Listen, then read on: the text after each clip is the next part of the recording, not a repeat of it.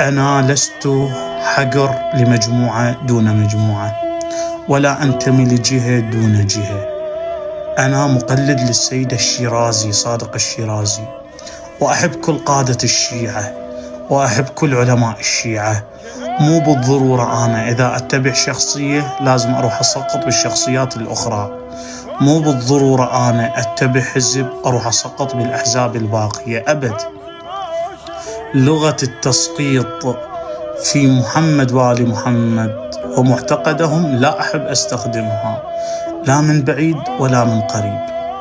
واضح؟ فأنا أحب كل العلماء وأجل كل العلماء. اليوم تشوفني يم قاني، باكر راح تشوفني يم صادق الشيرازي.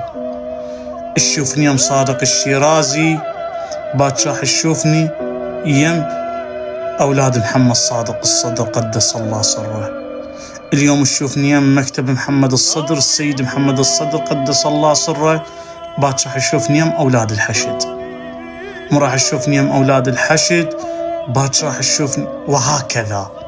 إذن أنا أحترم كل الشيعة، وأجل كل قيادات الشيعة، وأجل كل الأخوة الذين يخدمون الشيعة.